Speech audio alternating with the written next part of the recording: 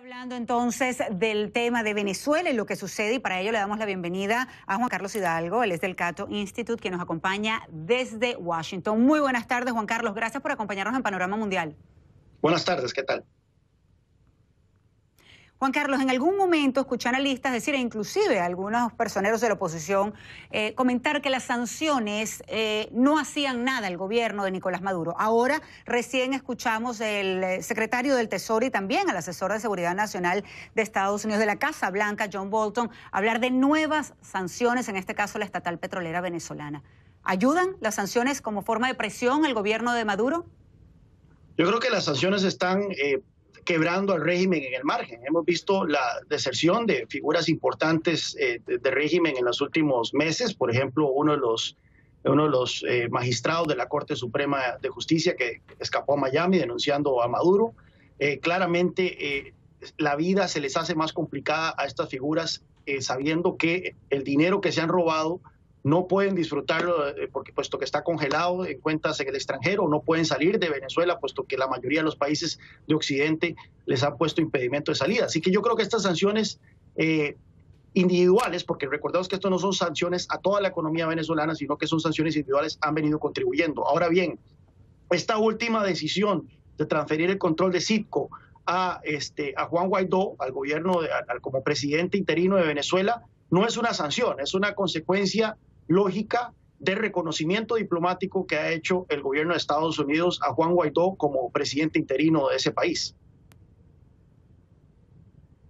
Entiendo. Y aprovecho para preguntarte entonces, porque ciertamente quien quizás ha llevado la bandera de estas sanciones anteriormente ha sido Estados Unidos. Ahora Nicolás Maduro acusa a Estados Unidos de estar detrás de todo esto que ha llamado en distintas oportunidades un golpe de Estado. ¿Qué opinas al respecto de lo que está sucediendo? Son países del mundo que están tomando parte hacia un lado o hacia el otro, hacia Guaidó o hacia Maduro. La gran mayoría hacia Guaidó. ¿Podemos esperar que, por ejemplo, la Unión Europea, que le dio un plazo de 8 días a Maduro para convocar a elecciones libres, también reconozca entonces a Guaidó como presidente cuando se cumple este plazo? Presidente interino, por supuesto. Claro, la narrativa del régimen de Maduro, que ha sido repetida por algunos actores fuera de Venezuela, es de que esto es un enfrentamiento entre Washington y Caracas, y eso no es cierto. Esto es un enfrentamiento entre el pueblo venezolano y su dictador. Ese 80% de los venezolanos que quiere que Maduro se vaya y es el régimen que se encuentra aferrado al poder. Una encuesta reciente de Megaanálisis reveló que un 82% de los venezolanos reconoce a Juan Guaidó como presidente interino. Ahora bien, la comunidad internacional, de la cual Washington es un actor importantísimo, muy importante, no lo podemos negar, siendo la principal economía mundial, siendo el país con el cual tiene el sistema financiero que se maneja el dólar y por lo tanto tiene una capacidad extraordinaria para imponer sanciones financieras. Pero la comunidad internacional, donde está Canadá, donde está Australia, está Dinamarca y muy pronto la Unión Europea, si se cumple este plazo que han puesto, están reconociendo a Juan Guaidó como el presidente interino. Así que no podemos aceptar esa narrativa que está tratando de ser manifestada por Caracas, de que esto es un enfrentamiento entre la administración Trump y el gobierno venezolano, el gobierno ilegítimo venezolano.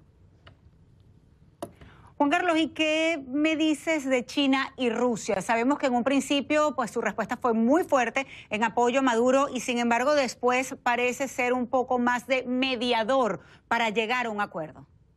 Yo creo que ellos tienen que conformarse con la realidad. La palabra de Rusia puede ser muy importante en asuntos de Europa del Este o incluso del Medio Oriente, donde tiene una presencia militar o la capacidad de proyectar poder militar de manera importante. En el caso de las Américas no tiene ese poder.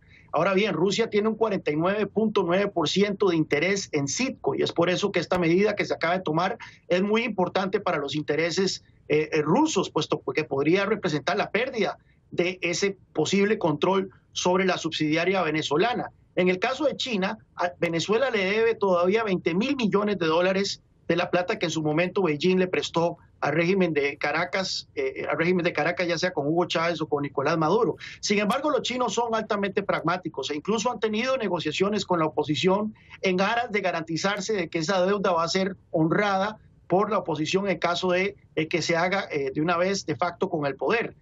Así que yo no esperaría que la oposición china y rusa sea un obstáculo insalvable para la caída eventual del régimen de Maduro. Te pregunto también el caso de Cuba y su rol en todo este proceso y lo que se está viendo, lo que se está viviendo. Y aprovecho también para preguntarte algo que dicen muchos, o que he escuchado decir algunos analistas. ¿Qué tan cierto es que este puede ser el inicio del fin de la era chavista y madurista? Empiezo con esa última pregunta. Cuando la Asamblea Nacional fue electa, allá a finales del 2015, con una mayoría abrumadora, una supermayoría de la oposición, yo escribí, haciéndome las palabras de Churchill, que ese era el fin del principio del chavismo. Es decir, no estábamos todavía ante el colapso inminente del chavismo, pero ya empezábamos a ver que el pueblo venezolano había dado un giro determinante contra la dictadura de Maduro. Yo creo que hoy sí ya podemos empezar a hablar del principio del fin de la dictadura madurista. Vemos que la presión internacional, aunado con una oposición revitalizada y una mayoría abrumadora del pueblo venezolano que quiere que este régimen caiga, creo que esta combinación de factores que no habíamos visto antes podría marcar la diferencia. En el caso de Cuba, es claro que el apoyo logístico que brinda la dictadura cubana, principalmente en servicios secretos, en inteligencia